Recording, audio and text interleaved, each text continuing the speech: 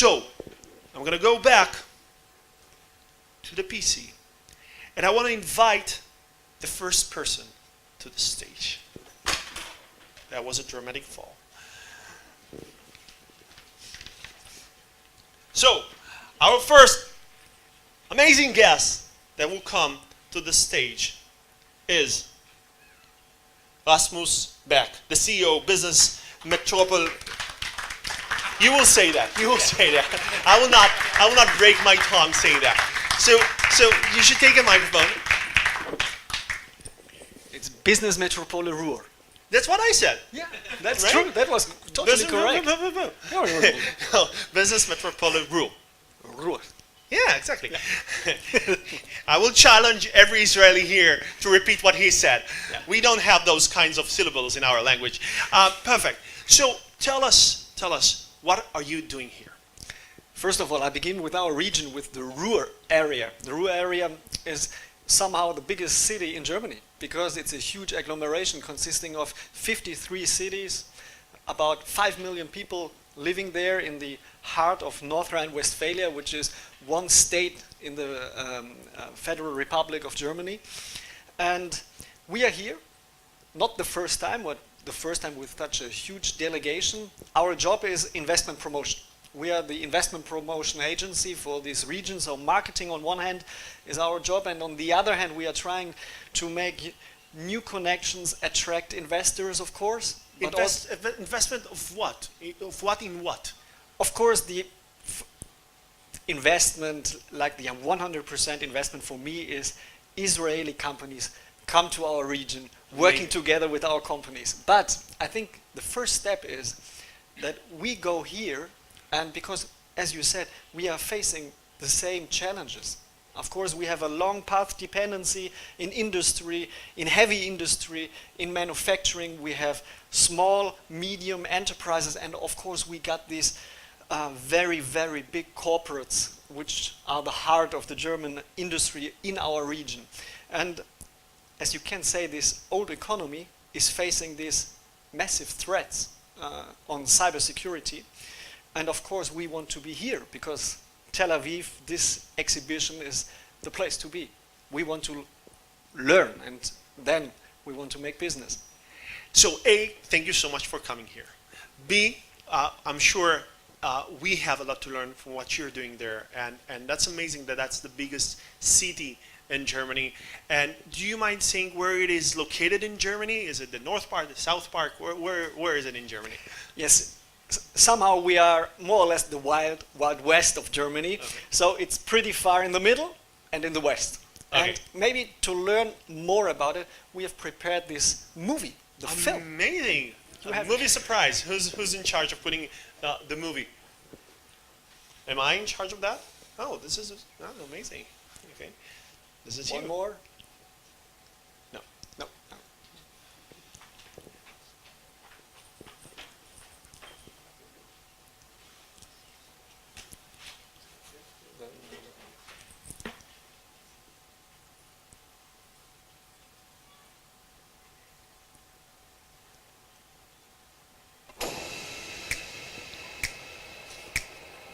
We're Germany's biggest city. We're an industrial city. And with the world's biggest inland port, we're naturally also a port city. We're a capital of culture. We're the city that never rests. And we're the city that never sleeps. Sorry, New York. We're a city with experts in every field.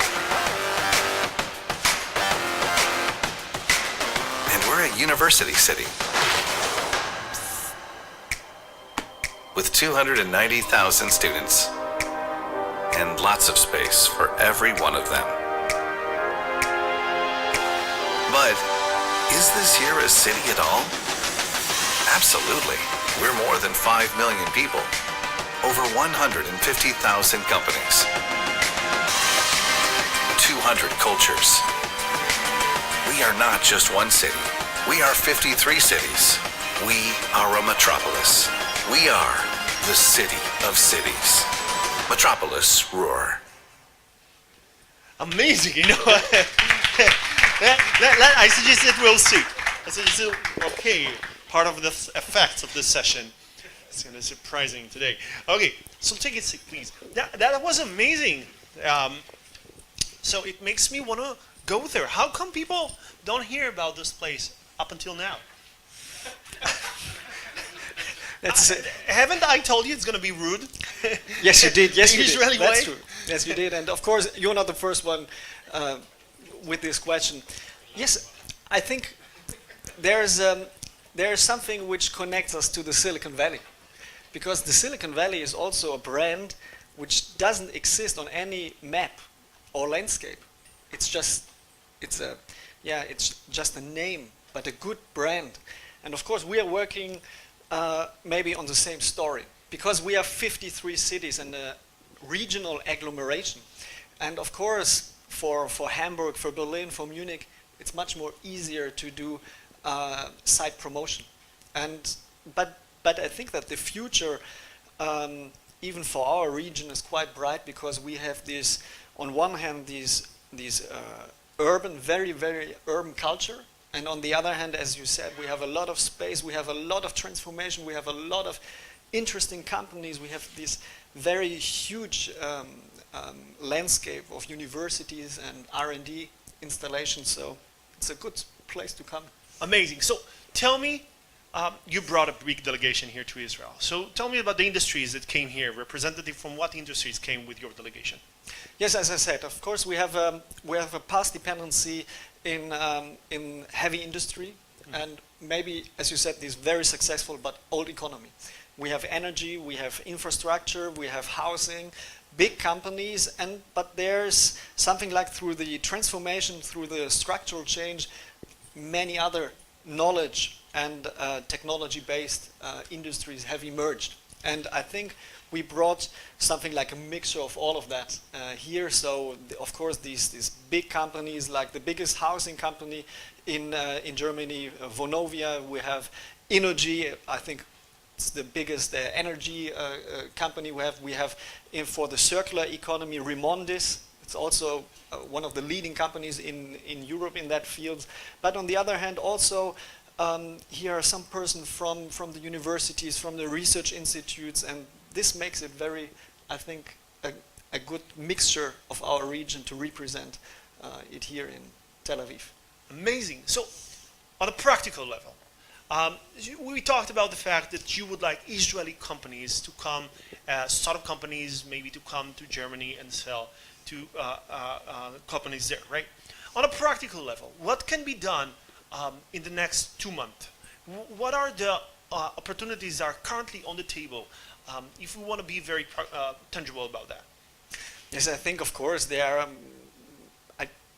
I would really like to mention that that especially for Israeli people, our region is we have huge Jewish groups, communities, and I think it's a good place to come. But I think the first step, even in this context here, is always business. And I think maybe, as you said, the next step should be outside, changing cards, and get into detailed communication. Is that maybe some projects could be defined where even bigger companies maybe use, or with the help of smaller startup companies, could something like challenge their IT security issues. Mm-hmm. Amazing. So you know, for if you're a startup company, you have so little attention. You can do one, two, things the most. And when you want to choose where you're going to sell first and where you're going to go first, this is a very important decision. And usually, startups in Israel, specifically in cybersecurity, will try to go to the United States. That's the holy grail for startups in Israel, and that's mostly because investors want to see Israeli startups sell in the United States. So what do you have to tell to those entrepreneurs, and what do you have to tell to those investors that will change their mind and tell them, no, Germany is the place you should come to? I think the same arguments as for the US market. I think in some way size matters, even for, or especially for Israeli companies, because you have to grow very fast on an international level. And for example, in Europe, there are 450 million people living. And in the heart of Europe, where our region is located, within a 3 hours ride, you could reach 60 million people. A 3 hours normal ride, not by plane, just by car. And so I think with 80 million people in Germany, and of course around with the Netherlands and France and whatever, it's a good spot to come. Okay, amazing. All people are facing the same challenges as you said, and so it's a huge market.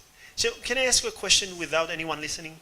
Yeah. Yes, nobody's here. So what about the cultural differences? Do you think that it will be challenging for German people to work with Israeli people and vice versa?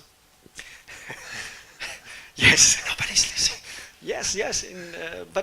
But I think only from the first moments. As for example, Chan just told me the lady who's organizing all that here from the Chamber of Commerce. She said, "Oh, first contact it was very, very, some kind of no." She said, "Now you are much nicer," because of course German people always want to have it very precise. Please tell me 100% what's the outcome, or what should we do. And what I learn and what I really love about Israel is that you maybe talk about 50% and get the other 50% on the way. Yeah. Yeah. Yeah. Sometimes we get the other 50% on the way. Yeah. So I must agree with the fact that Israelis are very focused on getting the results, and not always in the most, I would say, I don't know how to say it, like, you know what I'm talking about. Everybody understand that. I don't want to go into that trap. How much time do we have? We have 2 minutes. So in the next 2 minutes, you have a chance to extend your message to everyone here. You came here, you brought an amazing delegation. You're going back in how many days? 1.5. What's going to happen after you go back? What are you going to do to promote this collaboration? Yeah, I think first of all, this cooperation is based on or the aim is really long-term cooperation. I think what we as Germans could really learn about Israeli startups, about the ecosystem here, is really the business orientation. Cooperation is good, but you should have a very, very clear aim. And of course, when we come back, we're gonna check what we have learned, and the next step is what could we make out of it. I think each time we come here, we should go one step further.